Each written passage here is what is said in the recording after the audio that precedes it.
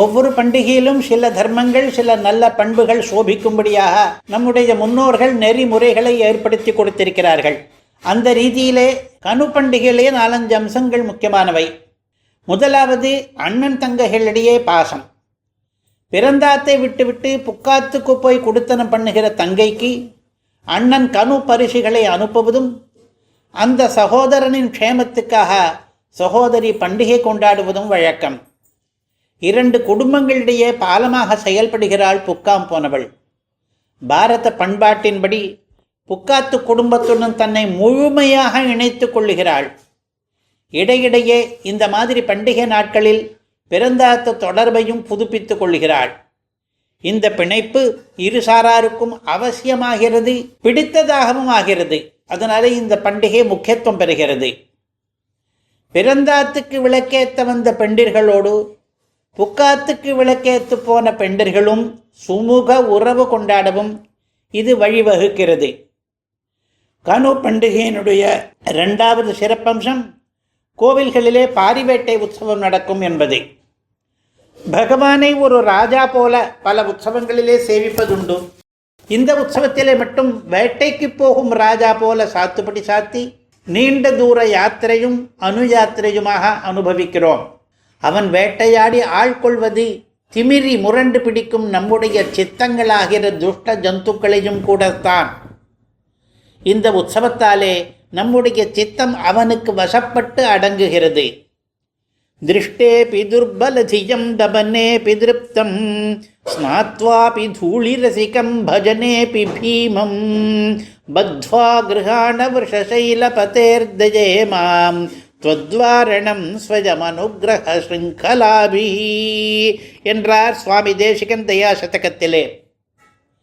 யானையானது அடக்கி போட்டால் கூட திமிரிக்கொண்டு வெளியேற பார்க்கும், கட்டினால் கூட கட்டவிழ்க்க பார்க்கும், குளித்த பிறகும் கூட மணலை வாரி இறைத்து கொள்ளும்.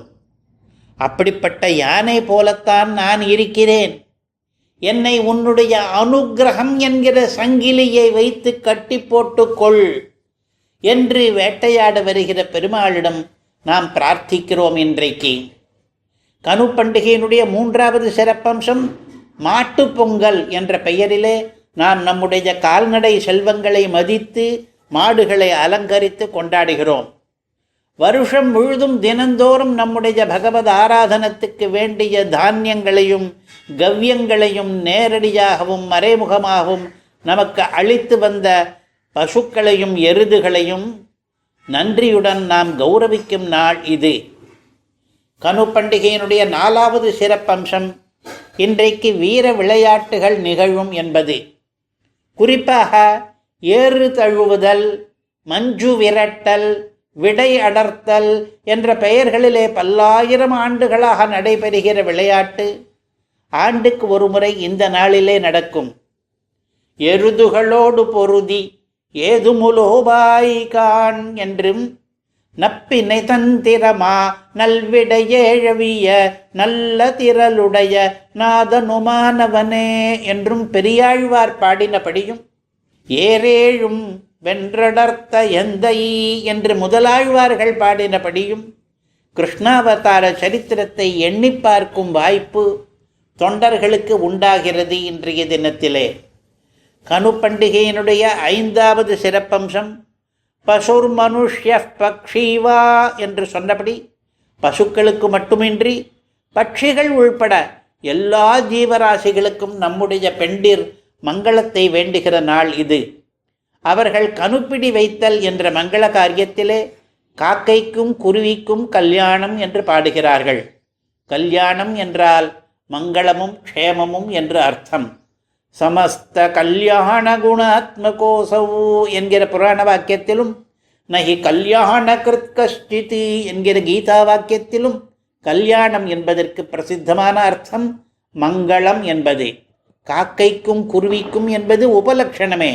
உலகில் எல்லா ஜீவராசிகளுக்கும் மங்களம் ஏற்படட்டும் என்று பரந்த உள்ளத்துடன் வேண்டுகிறார்கள் நம்மகத்து பெண்டுகள்.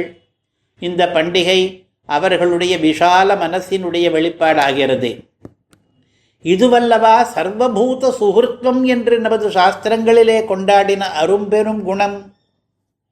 காலை எழுந்திருந்து கரிய குருவிக்கணங்கள் மாலின் வரவு சொல்லி என்று ஆண்டாளும் அக்கா அக்காய் நம்பிக்கு கோல் கொண்டு வா என்று அவளுடைய தந்தையாரும் காக்கைக்கும் குருவிக்கும் பாசுரமிட்டார்களே, அந்த காக்காவுக்கும் குருவிக்கும் மங்களம் பாடுகிறார்கள் நம்முடைய பெண்டிர்கள் இந்த கனு பண்டிகையிலே.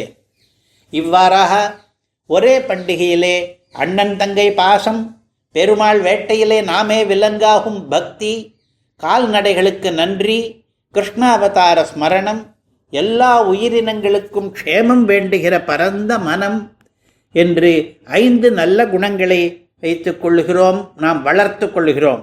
எல்லாருக்கும் கனு பண்டிகை வாழ்த்துகள்.